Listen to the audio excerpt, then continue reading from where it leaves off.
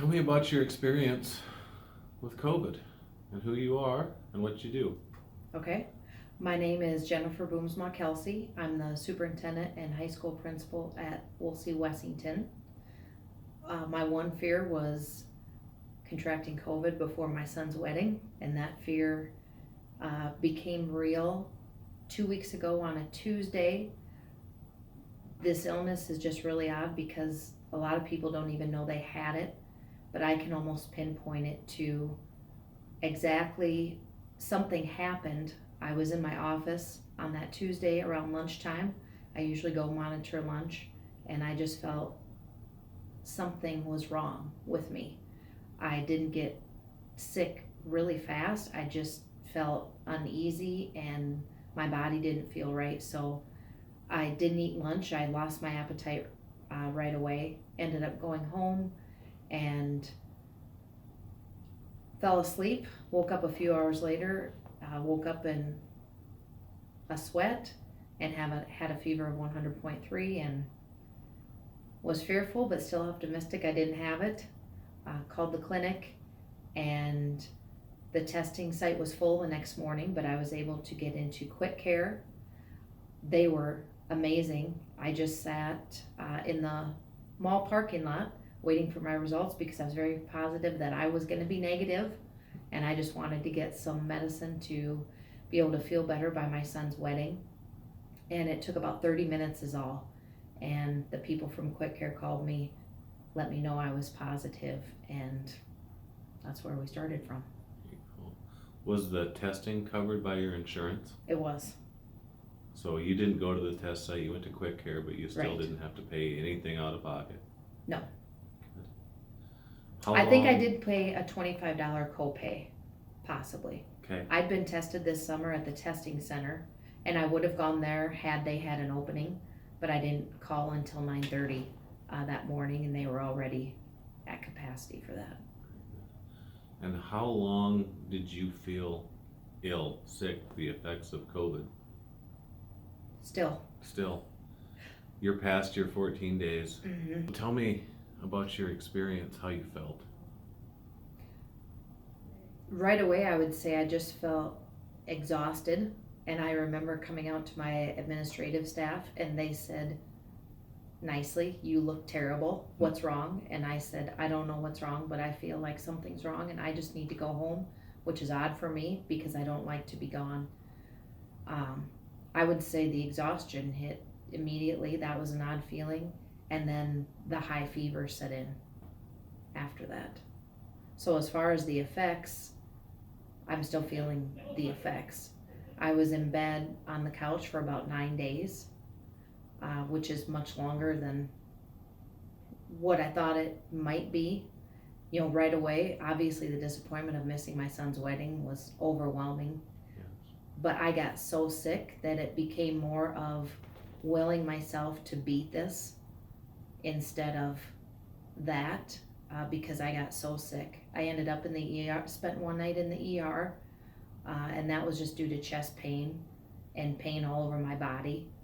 And again, HRMC was amazing. The staff was very caring. It's a little intimidating when you have to go in by yourself, and they're all suited up with everything and very careful. But I was already that dehydrated, and that was on day 3. The third and fourth days were probably some of my worst. But some of the other symptoms that affected me the most was mental fogginess, where a couple days I couldn't even carry on conversations well due to being confused, and that was very scary for me as well. So, any idea where you got COVID? No idea. No You know, idea. I told the Department of Health.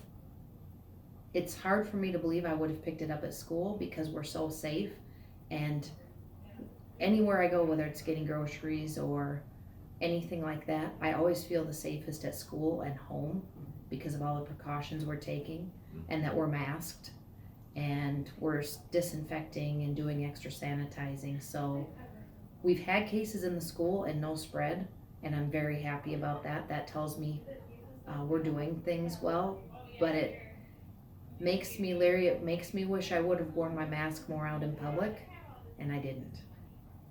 Talk a little bit about what the school is doing to help keep kids safe and to prevent spread within the school.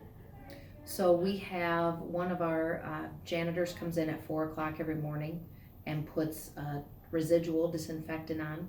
That's above what we do with our cleaning. We've increased our cleaning of our bathrooms as well. We have hand sanitizer everywhere. We talk about washing our hands more, all the things you hear out in public. When students are moving, we're masking. When we can't have that 6 feet, we had tables, and I wish we would have ordered desks sooner. We just got desks in to spread the students out more, to be able to get that 6 feet that we talk about. But I think just the students and staff being aware of what we need to do, they've been amazing, and that's helped.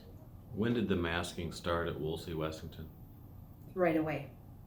Started the school year that way? How did the kids adapt?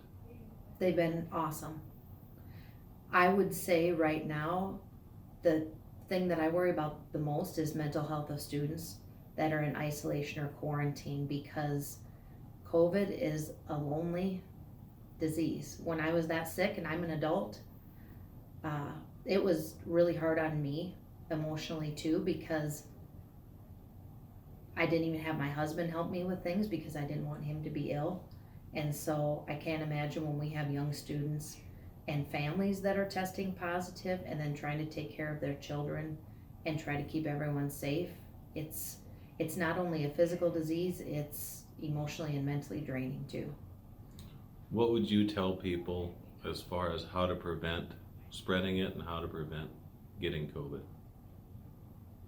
I would say to be as safe as you can, to avoid large groups, which is against what we like to do as humans. I mean, even at school, love to give hugs to young students and greet people in the mornings, and those greetings have just changed, and it's awkward because you want to be close to people and show your compassion. But I would say to keep your distance, keep washing your hands, keep sanitizing, and probably what's hard for us socially too as people is not being able to gather in groups.